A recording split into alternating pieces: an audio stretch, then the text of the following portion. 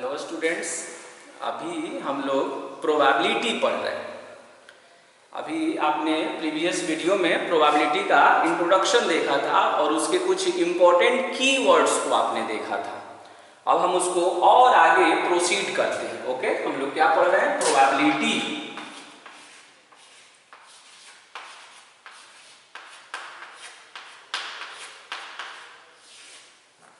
इस प्रोबेबिलिटी को ना बहुत जगह आप देखेंगे कि चांस भी इसको लिखा जाता है। प्रोबेबिलिटी को हम चांस भी लिख सकते हैं, chance.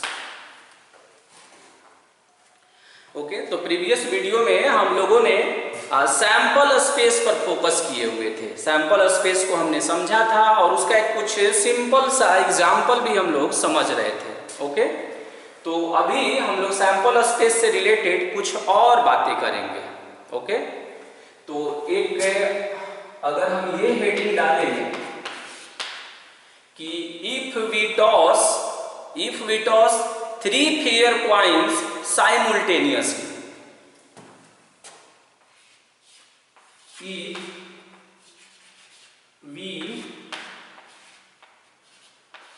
if we toss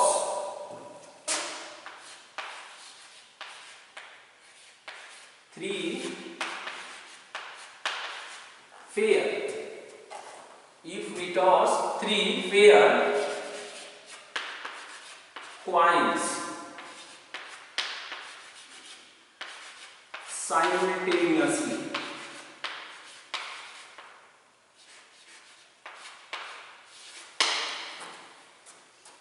fair coin का सेंस मैंने बताया था। फेयर क्वाइन का मतलब ये हुआ कि एक साइड में हेड है, एक साइड में टेल है, उसको किसी भी तरह से डिस्टेम्पर नहीं किया गया है जो हेड और टेल आने को प्रभावित कर सके। ऐसे क्वाइन के बारे में हम नहीं सोचेंगे जिसमें दोनों साइड में हेड है या दोनों साइड में टेल है। तो फेयर कहने का मेरा सेंस ये है कि वो अनबायस्ड है, यानी उसमें कुछ भी पक्षपात नहीं किया गया है, ये सेंस है मेरा। ओके, तो यहां मैंने लिखा है कि if we toss 3 fair coin simultaneously, अगर 3 सिक्के को एक साथ उछाला जाए तो क्या क्या हो सकता है। तो क्या क्या हो सकता है, यही संग्रह बनाना तो सैंपल स्पेस कहलाता है ना। किसी भी रैंडम एक्सपेरिमेंट को जब हम परफॉर्म करते हैं तो क्या क्या हो सकता है, उसका संग्रह बनाना सैंपल स्पेस कहलाता है और उसी संग्रह को मैथ्स की भाषा में सेट बोला जाता है। यानी कोई भी रैंडम एक्सपेरिमेंट परफॉर्म होता है तब जो उसके पॉसिबल आउटकम्स होते हैं, यानी उसके जो संभावित परिणाम होते हैं, उसी का संग्रह बनाते हैं और उसी संग्रह को हम सैंपल स्पेस बोलते हैं। ओके, तो अभी हम लोग मैनुअली सीखेंगे कि अगर 3 क्वाइन को टॉस करना हो तो उस कंडीशन में सैंपल स्पेस क्या बनेगा। तो आप क्या करेंगे कि सैंपल स्पेस को आप ऐसे से लिखते हैं और इसमें एक और बात ध्यान रखेंगे, जब आगे आप क्वेश्चनों को पढ़ेंगे तो 3 सिक्के को एक साथ उछालना, 3 सिक्के को एक साथ उछालना या एक ही सिक्के को 3 बार उछालना, ये दोनों का रिजल्ट जो है सेम सेंस देता है। 3 सिक्के को एक बार हमने हाथ में लिया और फ्लिप कर दिया, या एक ही सिक्के को 3 बार बारी बारी से टॉस करना एक ही सेंस को इंडिकेट करता है। इस बात को ध्यान रखेंगे। तो जब हमने 3 क्वाइंस को साइमल्टेनियसली टॉस किया है तो एक क्वाइन से क्या पॉसिबिलिटी बन सकती है। फर्स्ट क्वाइन को टॉस करने पर may be head may be tail, H, T, capital H stand for head and capital T stand for tail. यानी पहले सिक्के को उछालेंगे तो उससे हेड या टेल आ सकता है, दूसरे सिक्के से भी सेम सिचुएशन है, हेड और टेल आ सकता है, और तीसरे से भी वही सिचुएशन HT अब ये बीच में जो गुना का जो चिन्ह देख रहे हैं ना, उसको ऑर्डिनरी गुना नहीं समझिएगा, उसको कार्टेशियन प्रोडक्ट कहा जाता है। क्या बोलते हैं उसे? कार्टेशियन प्रोडक्ट बोलते हैं। ये ऑर्डिनरी मल्टीप्लिकेशन नहीं है, 2 को 3 से मल्टीप्लाई कर दिए 6 हो गया, वो ऑर्डिनरी मल्टीप्लिकेशन था। ये जो गुना का चिन्ह देख रहे हैं ना, इसको बोलते हैं कार्टेशियन प्रोडक्ट। क्योंकि जब भी सेट आएगा ना, तो सेट का कार्टेशियन प्रोडक्ट होता है, सेट का ऑर्डिनरी मल्टीप्लिकेशन नहीं होता है। ओके, तो याद रहेगा, this symbol is called Cartesian product of sets. अब इसे मुझे इसका कार्टेशियन प्रोडक्ट निकालना है। तो जो कार्टेशियन प्रोडक्ट निकालेंगे तो तीनों को हम एक साथ नहीं मल्टीप्लाई करेंगे। हम क्या करेंगे, पहले शुरू का जो 2 है उसको पहले हम कार्टेशियन प्रोडक्ट निकालेंगे। तो h को h से कनेक्ट करेंगे। तो आप ये नहीं सोचेंगे h को h से मल्टीप्लाई किए h स्क्वायर हो गया, ऐसे नहीं। h को h से जब कनेक्ट करेंगे ना, तो hh लिखते हैं, ऐसे लिखते हैं hh। बहुत सारे फॉरेन राइटर के बुक में देखेंगे कि वो इस तरह से भी लिखता है, ऐसे भी लिखता है, कॉमा लगाकर भी लिखता है। तो इट्स नॉट अ मैटर, ऐसे भी लिख सकते हैं, वैसे भी लिख सकते हैं, दोनों एक ही बात को इंडिकेट करता है। तो HH लिख दिया हमने। अब इस H को फिर T से कनेक्ट करेंगे, मतलब T से कार्टेशियन प्रोडक्ट निकालेंगे। तो कितना होगा HT। T को H से करेंगे तो कितना होगा TH। T को T से करेंगे तो TT। ओके, और लास्ट में फिर कितना है, लास्ट में है H, T। ओके, अब हम क्या करेंगे ना कि फिर अब हम कार्टेशियन प्रोडक्ट निकालेंगे, मल्टीप्लाई करेंगे। एक्चुअली ऐसा नहीं बोलते हैं, क्या बोलते हैं, कार्टेशियन प्रोडक्ट निकालेंगे हम। हिंदी में उसे कार्तीय गुणन कहा जाता है। ओके, तो पहले से 2H था यहाँ पर, तो इसको हम क्या करेंगे ना, यहां से इसको पिक करेंगे और एक बार पहला से कनेक्ट करेंगे और इसी को एक बार दूसरे वाले से कनेक्ट करेंगे, फिर इसको उठाएंगे पहला के साथ फिर दूसरा के साथ, ऐसे कनेक्टिविटी बनाना है। ओके, तो HH है, इसको H के साथ कार्टेशियन प्रोडक्ट निकालेंगे तो देखेंगे आप ट्रिपल H बन जाएगा, ऐसे ट्रिपल H। वो क्या इंडिकेट कर रहा है हम डिस्कस करते हैं। अब ये जो देख रहे हैं HH है और यहाँ पर T है, तो जब ये कार्टेशियन प्रोडक्ट करेगा तो ये बनाएगा HHT। पहले से हो गया, अभी इसका काम समाप्त हो गया। अब HT को उठाइए और इसमें क्रम का बहुत ही महत्व होता है, यानी ये जो HT लिखा हुआ है ना, इसको अदला बदली करके TH नहीं लिख सकते। इसीलिए बोल रहे थे ना कि ये ऑर्डर्ड पेयर में जब लिखते हैं ऐसे HT और यहाँ पर लिखते हैं TH, इसको ऑर्डर्ड पेयर कहा जाता है मैथमेटिक्स की भाषा में। तो ये दोनों इक्वल नहीं होता है, ये दोनों इक्वल नहीं होता है, ये ध्यान रखेंगे। तो कभी भी HT को आप चाह रहे हैं कि हम अपने अनुसार सीधा करके TH लिख दें, तो वहां पर ऐसा नहीं करेंगे, हमेशा इस बात का ध्यान रखेंगे। ओके, अब हम HT को उठाते हैं, तो HT पहले से था, इसको इससे करना है, तो कितना हो जाएगा HT और H हो जाएगा, HT और फिर यहाँ पर HT हो।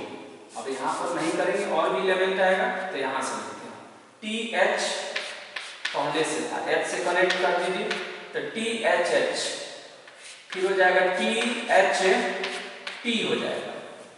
और बताइए क्या होगा, यहाँ पर है TT, तो ये बन जाएगा TTH और बोलिए TT और फिर ये T, और ये ब्रैकेट क्लोज कर दिया। ओके, यहाँ हम कॉमा लगा देते हैं। अब देखेंगे कि ये जो सैंपल स्पेस था जिसको हम S से डिनोट कर रहे थे, तो उस सैंपल स्पेस में कितना एलिमेंट आया। अब सैंपल स्पेस के जो एलिमेंट होते हैं ना, इन सारे पॉइंटों का 2 नाम होता है। कभी कभी इसको सैंपल पॉइंट भी बोलते हैं, कभी कभी इसे इवेंट पॉइंट भी बोलते हैं। यानी elements of sample space are called sample point. जैसे एक अच्छा नेक्स्ट में नीचे इसको लिख देते हैं। आप पूछेंगे इसमें एलिमेंटों की संख्या कितनी है, तो तो आप बताएंगे इसमें एलिमेंटों की संख्या 8 है और 8 को हम कैसे एक्सपोनेंशियल फॉर्म में अरेंज कर सकते हैं, तब आप बोलेंगे कि 2 का पावर 3 भी इसको लिख सकते हैं। अब जो है हमने क्या बोला कि एक वर्ड बोला, कभी कभी आप देखेंगे इस लैंग्वेज का यूज होता है, सैंपल पॉइंट एक मैंने बोला, या इसी को हम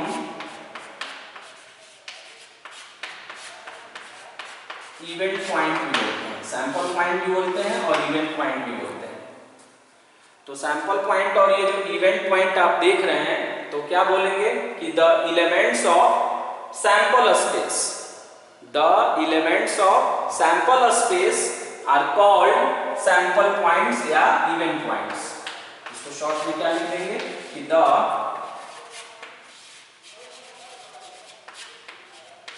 elements of sample space, the elements of sample space are called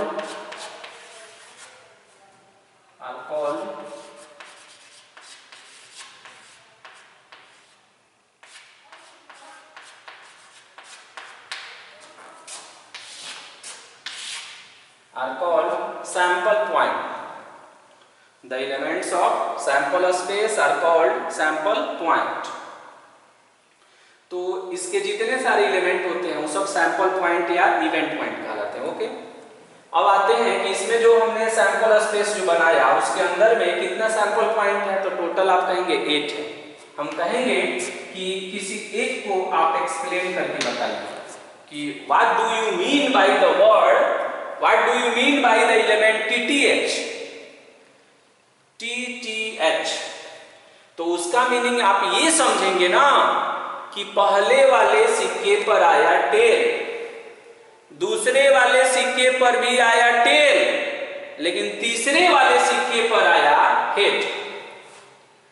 first coin पर आया टेल, दूसरे क्वाइन पर आया टेल और तीसरे क्वाइन पर क्या आया, हेड आया। ऐसा आ सकता है, 3 सिक्के को अगर फेंकेंगे तो ऐसी संभावना बन सकती है। और सैंपल स्पेस क्या होता है, संभावनाओं का संग्रह होता है।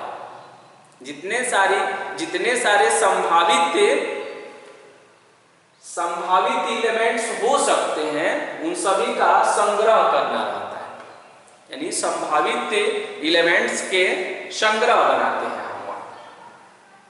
ओके, तो हमने 3 क्वाइन को टॉस किया, तो 3 क्वाइन को टॉस किया तो सैंपल स्पेस में कितना एलिमेंट आया, 8 एलिमेंट आया। अब आप देखेंगे इससे मुझे एक कंक्लूजन ड्रा करना है। एक और बात आप सोच रहे होंगे कि क्या सर जब हम 10 क्वाइन को एक बार टॉस करेंगे ऐसे भी प्रश्न आएंगे, तो क्या हम उसके सभी एलिमेंटों को लिखेंगे क्या? जैसे 3 क्वाइन को हमने टॉस किया तो उसके सैंपल पॉइंट को हमने आसानी से लिख दिया, तो क्या 10 क्वाइन को टॉस करेंगे तो सैंपल स्पेस कैसे बनाएंगे? तो एक्चुअल में जब हम 10 क्वाइन को टॉस करेंगे ना और मुझे सैंपल स्पेस बनाना होगा, तो हम सैंपल स्पेस को नहीं बनाते, हम सीधे उसमें ये देखते हैं ना कि जब 10 क्वाइन को टॉस करेंगे तो सैंपल स्पेस में सदस्यों की संख्या कितनी होगी। ओके, वो जान जाएंगे। तो 3 क्वाइन को कर रहे हैं तो 2 का पावर 3 आ रहा है, तो 10 सिक्के को जब एक बार उछालेंगे ना तो 2 का पावर 10 आता है। तो 2 का पावर 10 जब मल्टीप्लाई करेंगे आप, तो देखेंगे 2 का पावर 10 जब आप मल्टीप्लाई करेंगे तो ये कुछ ऐसा देगा, 32 इंटू में 32, और जब इसको सॉल्व करेंगे तो 1024 आएगा। ठीक है, 10 और 24 उसमें सैंपल पॉइंट आएंगे। ओके, तो मान लीजिए आपने कहा कि ठीक है, हम उसके सैंपल स्पेस में एलिमेंटों की संख्या 2 का पावर 10 आ गया, तब आप कहेंगे कि अब उसमें से कुछ स्पेशल को हमको चुनना है। जैसे कहें कि टोटल उसमें 10 और 24 एलिमेंट हैं, वैसा एलिमेंट कितना है जिसमें कम से कम 2 बार हेड आया है, एटलीस्ट 2 हेड्स वाले एलिमेंट को उसमें से चुन कर निकालिए। तो आप उसको तो आप लिखे नहीं है, लिखे रहते तब तो चुन कर निकाल लेते। तो उसका भी टेक्निक आपको सिखाएंगे कि बिना 10 और 24 एलिमेंटों को लिखे हुए उसमें से स्पेशल क्वालिटी को कंटेन करने वाला, डिजर्व करने वाला एलिमेंट को उसमें से गिन सकते हैं बिना सबको लिखे हुए। ओके, तो वो अभी और आगे पढ़ेंगे हम लोग। अभी हम लोग सिंपल क्वेश्चन को देख रहे हैं, बेसिक प्रश्नों को देख रहे हैं। तो आपने प्रीवियस लेक्चर वीडियो में देखा कि जब दो कॉइन को टॉस किए थे तो सैंपल स्पेस में एलिमेंटों की संख्या 4 आया था। जब हमने 3 कॉइन को टॉस किया तो उस कंडीशन में सैंपल स्पेस में एलिमेंटों की संख्या 8 आया है, और 8 को in exponential form we can write 2 to the power 3। तो इससे एक इंपॉर्टेंट ऑब्जेक्टिव क्रिएट होता है कि if we toss n coin simultaneously, अगर n सिक्कों को एक बार उछाल देंगे तो सैंपल स्पेस में कितना एलिमेंट आएगा, कितना आएगा, ये पूछ रहे हैं, गिनने की बात कर रहे हैं। तो उसको हमने प्रीवियस में भी लिखा था, फिर से एक बार उसको हम रिमार्क में करके उसको हम लिख रहे हैं।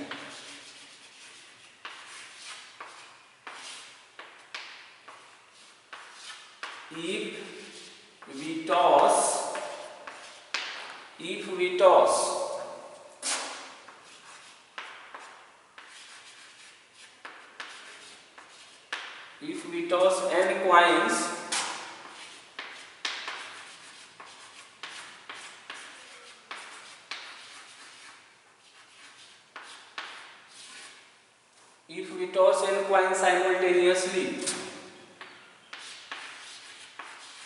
then ns is equal to कितना होगा, 2 का पावर n हो जाएगा।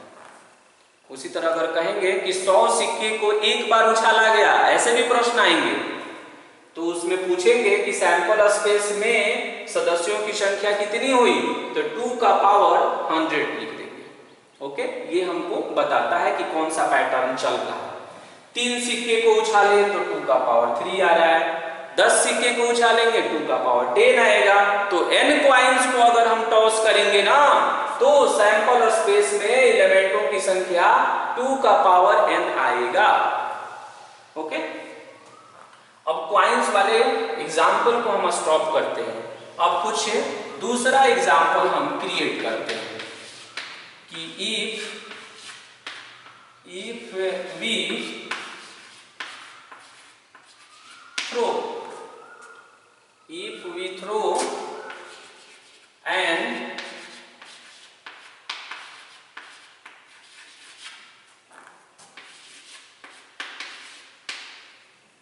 if we throw an unbiased die, क्या लिखा हुआ है कि if we throw an unbiased die।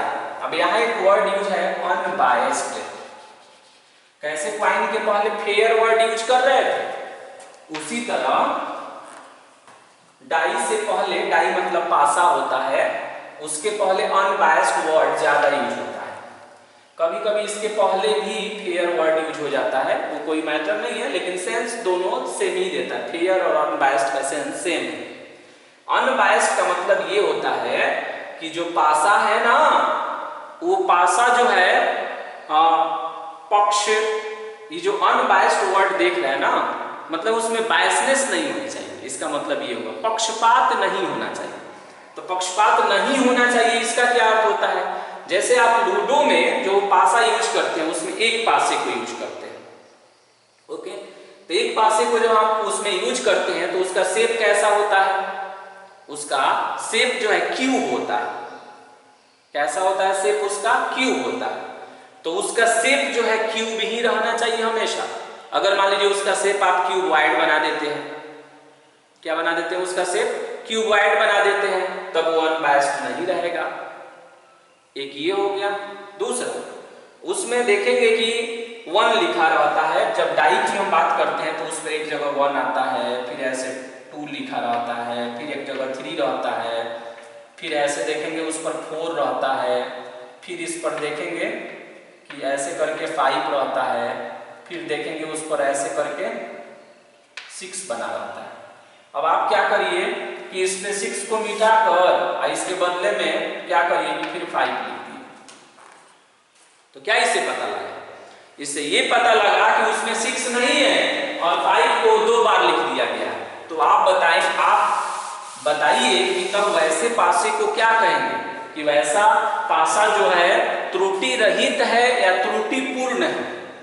तो आप बोलेंगे कि वैसा पासा जो है त्रुटिपूर्ण है, तब उसको बायस्ड नहीं बोलेंगे। ओके, एक और तरीका सोचिए कि वो जो क्यूब होता है उस क्यूब के किसी एक कॉर्नर को घिस दीजिए या किसी ब्लेड से उसको काट दीजिए उसके कॉर्नर को। तो उसको काट देने से जो है ना कि जब उसको हम फेंकेंगे ना तो कोई स्पेसिफिक नंबर बार बार आएगा और कुछ ऐसा नंबर होगा जो कम बार आएगा या आएगा ही नहीं। तो वैसा भी नहीं करना है पासे में। अनबायस्ड डाई का मतलब ये हुआ कि क्यूब शेप का एक डाई है और उस डाई में स्पष्ट रूप से 1 से लेकर 6 तक मार्क है, उसके किसी कॉर्नर को कहीं से कटिंग नहीं किया गया है, घिसा नहीं किया है, ये ध्यान रखिए। ओके, समझ गए उस बात को? तो if we throw an unbiased die, कह रहा है कि अगर हम एक पासे को उछालें, फेंकें, तो अगर हम एक पासे को फेंकेंगे तो आप बताइए कि सैंपल स्पेस में क्या क्या आ सकता है। अगर हम एक पासे को फेंकेंगे तो सैंपल स्पेस में क्या क्या आ सकता है। तो आप बोलेंगे कि एक पासे को फेंकेंगे तो 1 आ सकता है, उस पर 2 भी आ सकता है, उस पर 3 भी, 4 भी, 5 भी और 6 भी। इसमें से कोई एक आ सकता है। तो जो जो आ सकता है उसी संभावनाओं को तो संग्रह बनाते हैं, संभावित जो रिजल्ट होते हैं उसका संग्रह करते हैं और उसी को तो सैंपल स्पेस कहते हैं ना। कोई भी रैंडम एक्सपेरिमेंट जब परफॉर्म करेंगे तो क्या क्या आ सकता है उसका कलेक्शन कीजिए और उसी कलेक्शन को सैंपल स्पेस बोलते हैं। ओके, इसका डेफिनेशन हमने प्रीवियस वीडियो में मेंशन कर दिया था। आप पूछेंगे कि बताइए इसमें एलिमेंटों की संख्या कितनी है, तो आप बोलेंगे 6 है। 6 को एक्सपोनेंशियल फॉर्म में कैसे लिखेंगे? Then we can write 6 to the power 1। Okay, और इसमें देखते हैं, अगर हम इसमें कहें कि if we throw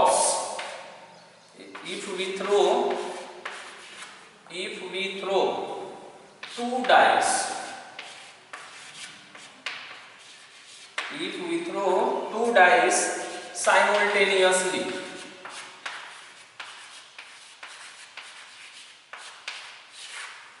if we throw 2 dice simultaneously, मतलब ये कि अगर हम 2 पासे को एक साथ उछाल दे तो क्या होगा। देखिए यहाँ डाइस वर्ड लिखे हैं, डाइस, यहाँ डाई लिखा है। तो डाई का प्लुरल जो है ना डाइस होता है। एक पासा कहेंगे तो डाई लिखेंगे, एक से जब ज्यादा पासा आएगा तो उसको डाइस लिखा जाता है, DICE। ओके, याद रहेगा। तो कह रहे हैं कि जब हम 2 पासे को फेंकें तो सैंपल स्पेस कैसे बनाते हैं। तो देखिए सैंपल स्पेस बनाने का तरीका क्या है कि जब हम एक पासे को फेंकते हैं तो क्या क्या आ सकता है। 1 2 3, वही पासा जो आप लूडो जो खेलते हैं, लूडो जो गेम खेलते हैं उसमें जो पासा यूज करते हैं ना, वही पासे की बात कर रहे हैं। तो कहिएगा उसमें 2 तो नहीं होता है, तो ठीक है 2 नहीं होता है, लेकिन बहुत सारा ऐसा गेम होता है ना कैसीनो में जहां पर देखेंगे कि 2 पासे का हेल्प लेकर तब उसको खेला जाता है। एक साथ 4 पासा हाथ में ले लिए और तब उसको हम फेंक रहे हैं।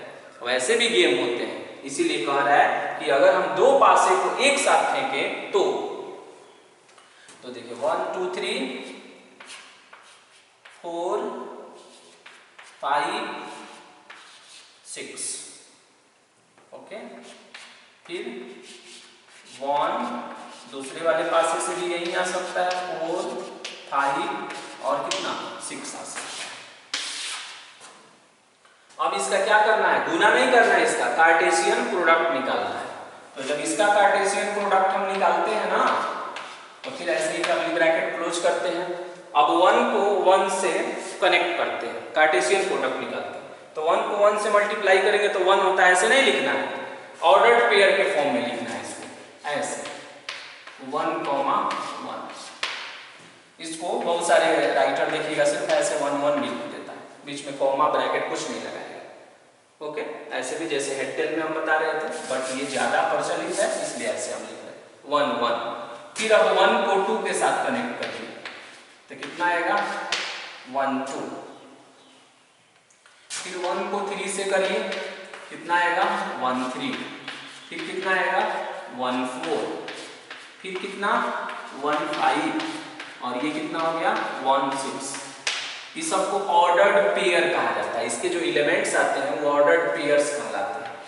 और फिर उसी तरह जस्ट उसके नीचे लिखिए। अब यहाँ से 2 को सेलेक्ट कीजिए, 2, 1, 2, 2, 2, 3, 2, 4, 2, 5, 2, 6 ऐसे करिए। तो 2, 1, 2, 2, 2, 3, 2, 4, 2, 5 और देन तब क्या लिखेंगे आप 2, 6 लिखेंगे। ये पूरा लिख रहे हैं, इससे कुछ आपको बताना चाहते हैं इसीलिए। 3, 2, 3, 3, 3, 4, 3, 5 और फिर क्या लिखेंगे 3, 6। डॉट डॉट भी करके लिखा जाता है, बट इससे कुछ आपको सीखना है इसलिए हम कंप्लीट लिख रहे हैं। ओके, 4, 1, 4, 2, 4, 3, 4, 4, 4, 5 और बोलिए 4, 6, 5, 1, 5, 2, 5, 3, 5, 4, 5, 5, 5, 6।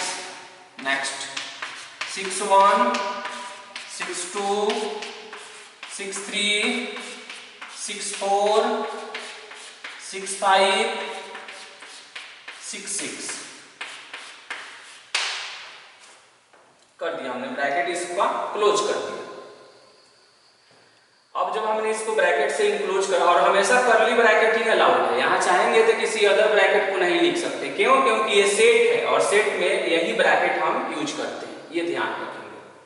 और ये क्या है, इसको बोलते हैं सेट ऑफ ऑर्डर्ड पेयर्स। ये क्या है, सेट ऑफ ऑर्डर्ड पेयर्स। तो पूछेंगे इसमें बताइए एलिमेंटों की संख्या कितनी आई, कितना ऑर्डर्ड पेयर आया इसमें, तो आप बोलेंगे 36। 36 को एक्सपोनेंशियल फॉर्म में कैसे लिखेंगे 6 का पावर 2। अच्छा, अब इससे एक रिमार्क फिर इससे निकलता है। अब एक बात और ध्यान रखेंगे, मान लीजिए 3 पासे को जब फेंकेंगे तो सैंपल स्पेस क्या बनेगा, तो बहुत ज्यादा आता है, 216 आता है, 216 आता है। तो उसको तो हम लिख नहीं सकते हैं, बट जब आवश्यकता पड़ेगी तो उसमें से कोई स्पेशल ट्रिपलेट को हम चुन सकते हैं। ओके, उसको नहीं लिखिएगा कभी, क्योंकि बहुत 216 एलिमेंट लिखना 3-3 के क्रम को बनाकर बहुत टफ है। तो इससे क्या कंक्लूजन निकलता है कि if we throw n dice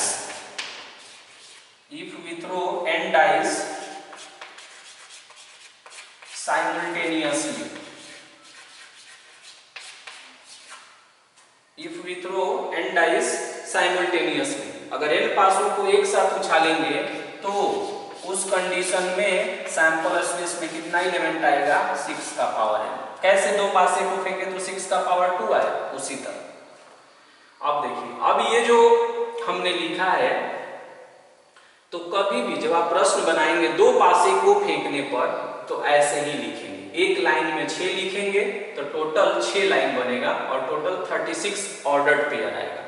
और हमेशा ऐसे सब क्रम से, देख रहे हैं सब एक साथ है, ये सब एक साथ है, सीधे में मतलब लिखना है।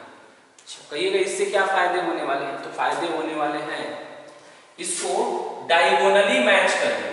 इन सारे एलिमेंटों को देखिए, इस कोने से अगर उस कोने तक मिलाया जाए तो क्या होने वाला है।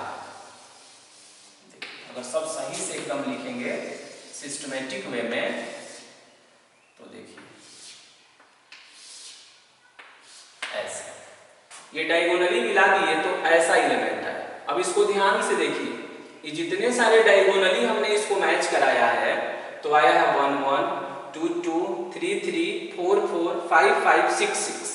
इसमें क्या फीचर है कि ये ऐसा ऑर्डर्ड पेयर है जिसका दोनों एलिमेंट इक्वल है, जिसका दोनों एलिमेंट क्या है, इक्वल है, और कोई नहीं है इसमें। देखिए, तो ऐसा ऑर्डर्ड पेयर जिसमें दोनों एलिमेंट इक्वल होता है उसको आप याद रखेंगे, और इससे रिलेटेड बार बार क्वेश्चन आती है एग्जाम में, उसको हम डबलेट बोलते हैं। Doublets, DOUBLET, doublet. तो जैसे ही कहेंगे डबलेट तो आप समझ जाएंगे कि वैसा ऑर्डर्ड पेयर है, अगर दो पासे के रिगार्डिंग बोले तो वैसा ऑर्डर्ड पेयर है जिसके सभी एलिमेंट क्या है, इक्वल है, मतलब कि फर्स्ट और सेकंड कंपोनेंट उसका इक्वल है, तो इसको हम डबलेट कहते हैं। अच्छा, अब इसमें और भी इसी तरह से बहुत सारी चीजों को इसमें डायगोनली ही हम, जैसे देखिए एक और रिजल्ट हम आपको दिखा रहे हैं। अब इसमें कहा जाए कि कौन कौन ऐसा एलिमेंट है जिसको ऐड करेंगे तो 6 आएगा, कौन कौन ऐसा ऑर्डर्ड पेयर है जिसे ऐड करने पर 6 आएगा, तो आप कहेंगे कि देखिए 1 5 है, 2 4 है। तो देखिए ना ध्यान से, ऐसा लगता है कि ये सब जो है एक ट्रांसवर्सल लाइन से कनेक्ट होता है। देखिए, एक ऐसे लग रहा है कि हमने एक तिरछी रेखा बना दिया उसके रिगार्डिंग। तो देखिए अभी सबको जोड़िए, 5 1 6 हुआ, 4 2 6 हुआ, 3 3 6 हुआ, 2 4 6 हुआ, 1 5 6 हो गया। तो इसकी भी जरूरत हमको पड़ने वाली है।